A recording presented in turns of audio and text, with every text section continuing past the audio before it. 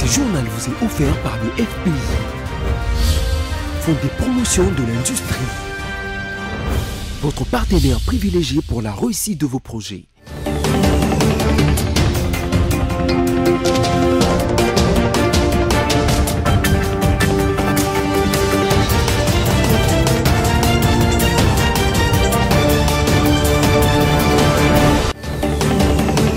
Toujours un point d'honneur pour nous de vous servir, de vous imaginer nombreux au rendez-vous avec la rédaction de BCTV.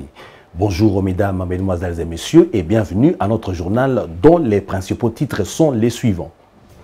Bientôt reprise de rencontres au championnat d'élite de la RDC, la Vodacom Ligue 1 avec présence de supporters dans les stades. Deuil parmi les journalistes de la RDC avec la disparition de la chroniqueuse musicale Nadine Turbo.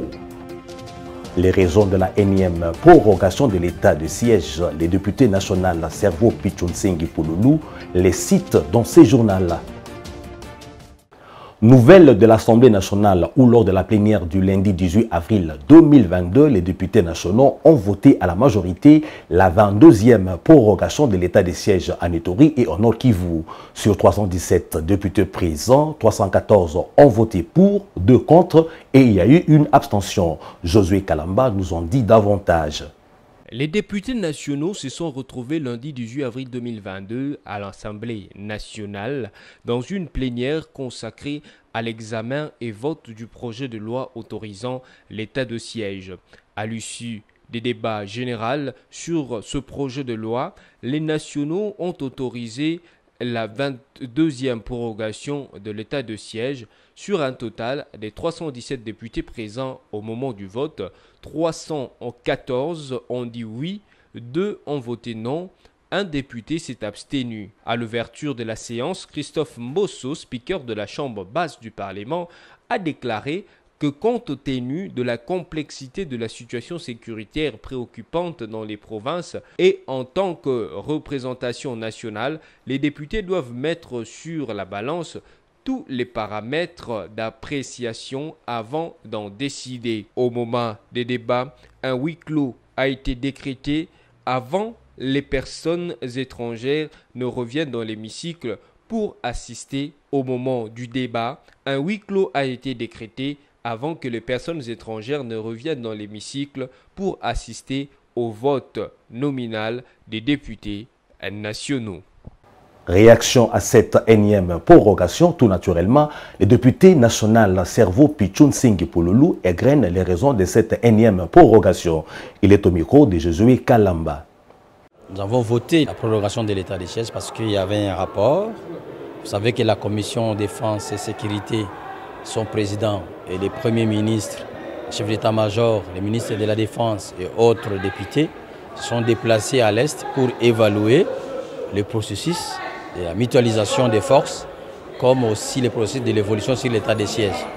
Alors à ce sujet, il y a eu des points avancés. Nous avons accepté, compte tenu de ces comptes rendus, nous avons accepté de prolonger l'état de siège en vue de donner sens et paix à notre peuple de ce côté-là. Ce qui est vrai que la mutualisation et puis l'état de siège a produit beaucoup de fruits.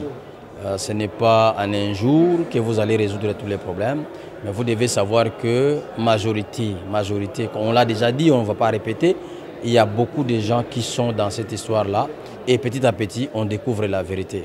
Calmez-vous, vous aurez des vérités dans les jours qui viennent. Processus électoral en RDC, l'Union africaine et l'Union européenne s'en mêlent bien. Il s'en est agi lors des échanges lundi 18 avril 2022 dans la matinée entre les représentants de l'Union européenne, de même que ceux de l'Union africaine, et Christophe Mbosso Kodia, président de l'Assemblée nationale. Suivi à ces sujets tour à tour Guillaume Chartrain de l'Union européenne et Michel Ndiaye de l'Union africaine. Bon, il s'agit d'un échange régulier que le président de l'Assemblée nationale, l'honorable Mbosso, a souhaité avoir avec les membres du corps diplomatique, en particulier avec l'Union européenne, de les tenir régulièrement informés de l'évolution du travail parlementaire ici à l'Assemblée nationale. Le sujet qui a été abordé en particulier, c'est celui des avancées autour des discussions sur la réforme de la loi électorale et de la préparation du cycle électoral, sur lequel le président de l'Assemblée nationale s'est souhaité rassurant sur l'avancée des discussions au sein du Parlement. Bon, nous suivons les discussions entre les parlementaires sans nous immiscer. Nous sommes prêts à accompagner la RDC dans ces élections en 2023 et donc nous suivons attentivement le déroulé, les conditions, la mise en place des conditions préalables à leur bonne tenue en 2023 afin de déclencher notre accompagnement en temps voulu.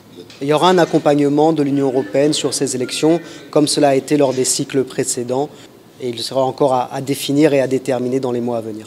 Le président de l'Assemblée nationale nous a reçus.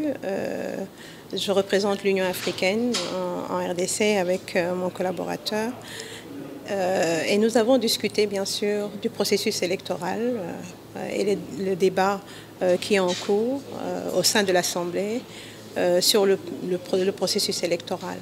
Et donc nous avons eu un débat franc, une discussion très franche sur bien sûr les difficultés rencontrées, les défis, mais aussi les opportunités qui existent aujourd'hui pour qu'il y ait des élections crédibles en RDC, transparentes, en 2023.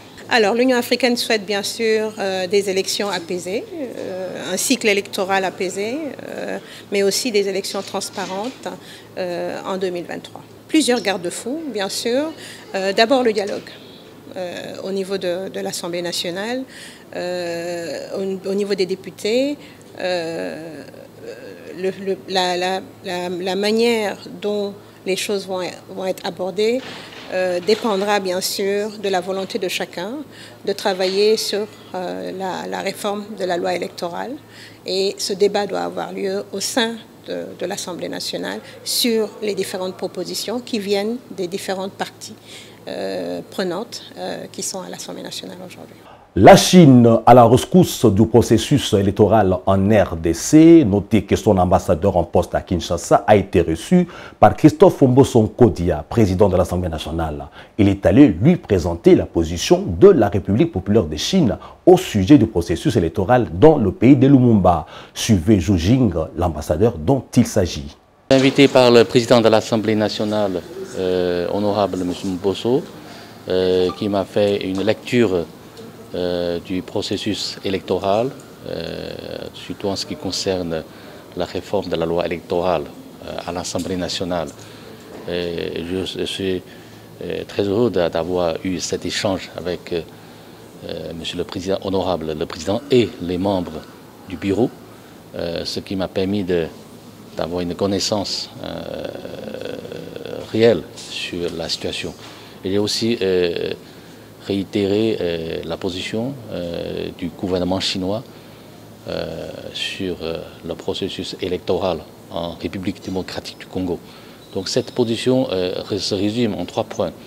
D'abord, le processus électoral, c'est une affaire congolaise.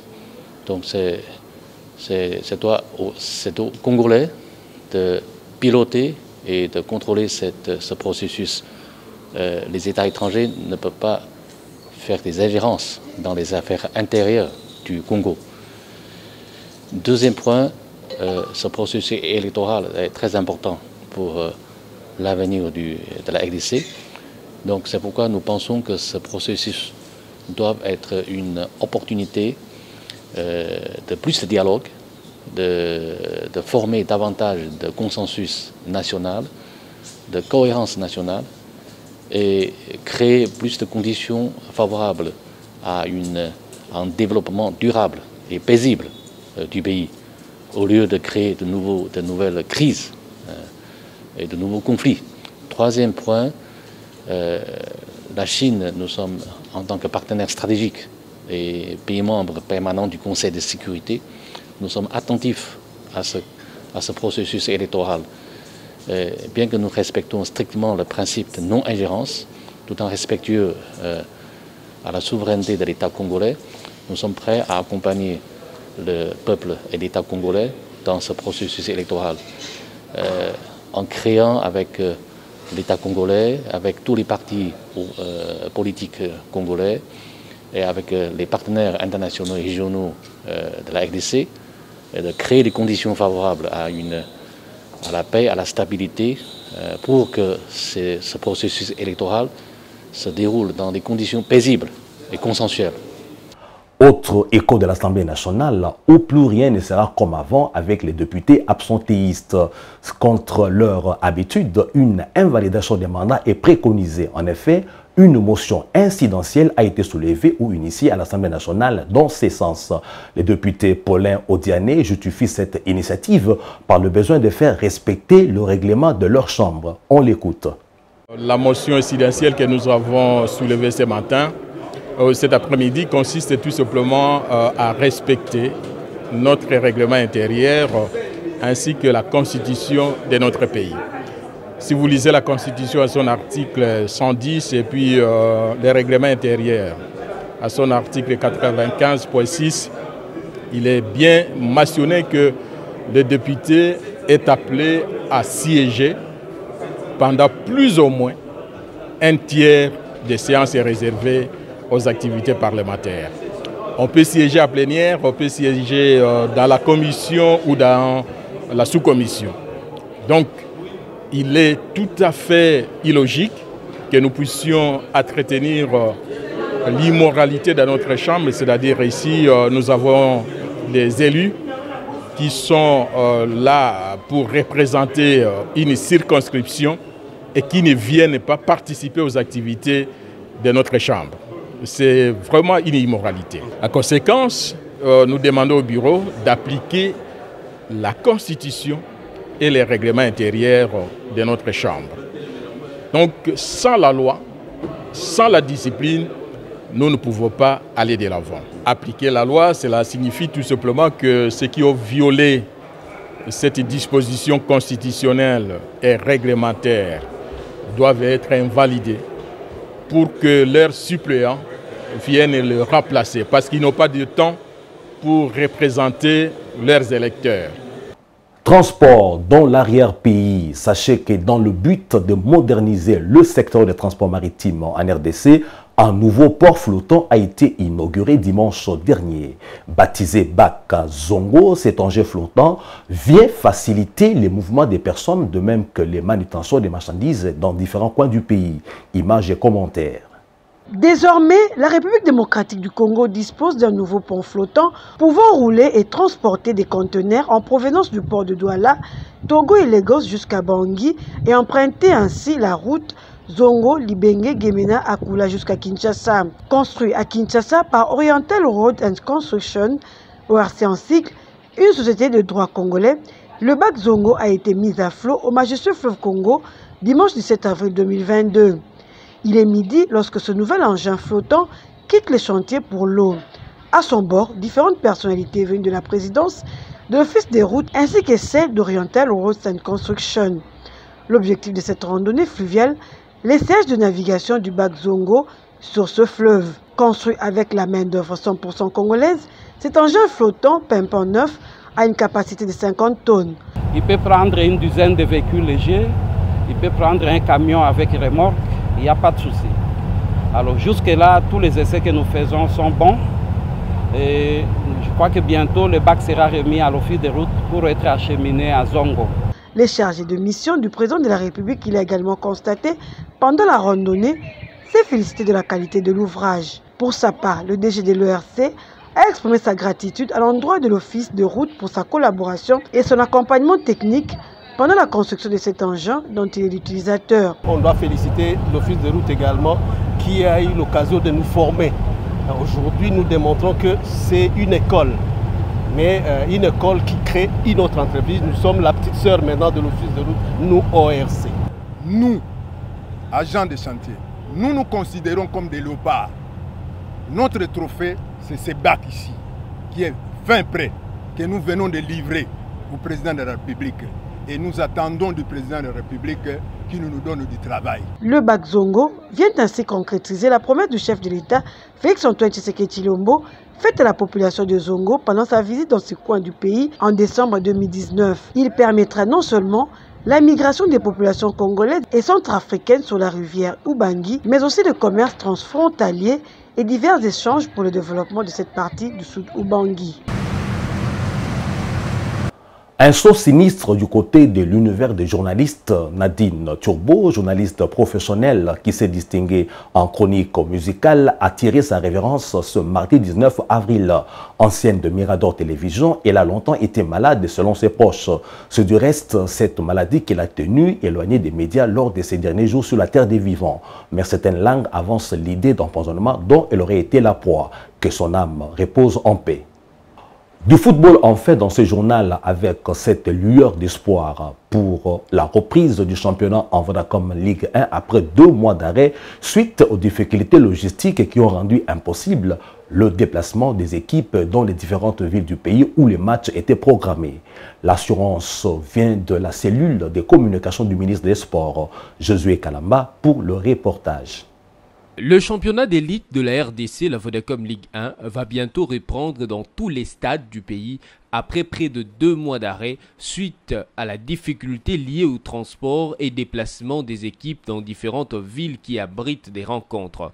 La confirmation a été faite par la cellule de communication du ministère des Sports qui a révélé qu'une réunion tripartite entre Serge Condé, ministre des Sports, Belge Sitoatala et José Daino, vice-président de la Ligue nationale de football, a été tenue lundi 18 avril 2022 pour étudier les éventualités de reprise du championnat. Aussi, il a été décidé que les supporters des clubs retrouvent le chemin des stades pour notamment permettre aux équipes de bénéficier non seulement de recettes, mais également être assistés par des fans et retrouver l'ambiance du football. Pour sa part, Belge Sitoatala, secrétaire de la Fédération congolaise de football association, estime qu'il est important de reprendre avec le championnat car le CHAN et la CAN 2023 pointent à l'horizon. Pour cela, le joueur qui évolue au pays doivent être performants en jouant le championnat. Venons-en maintenant à la lecture de médias en ligne qui ont actualisé leur site aujourd'hui.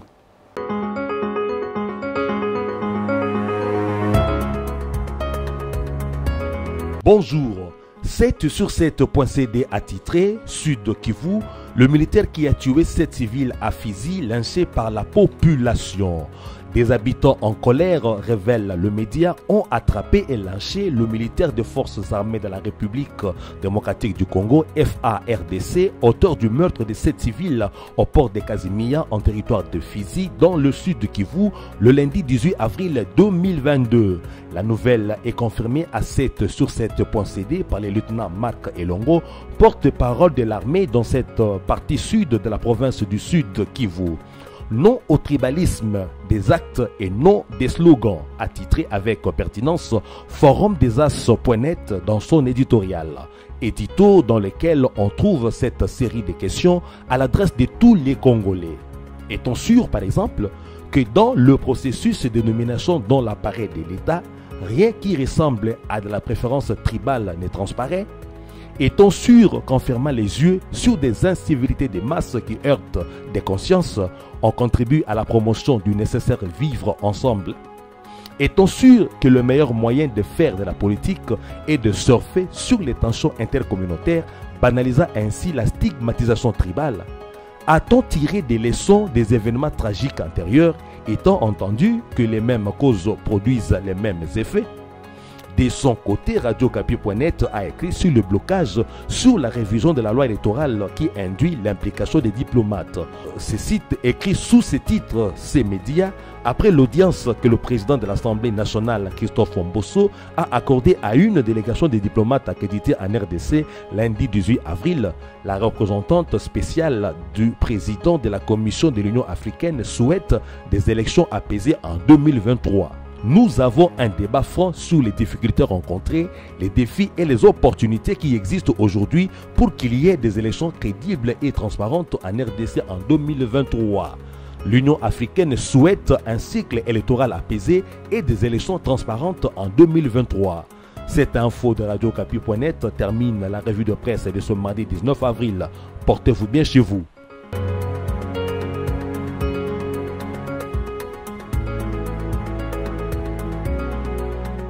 On croit, dur comme fer, que vous vous êtes délecté de cette revue de presse. Place maintenant au rappel des principaux titres de ces journaux.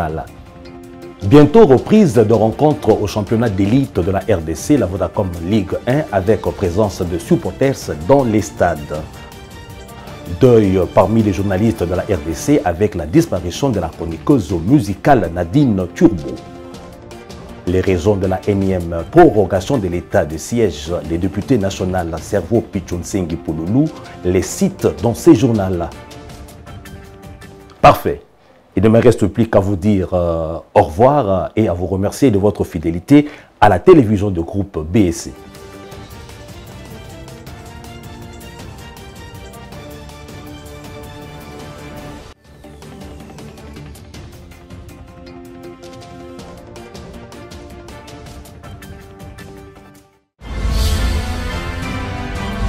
Ce journal vous a été offert par le FPI.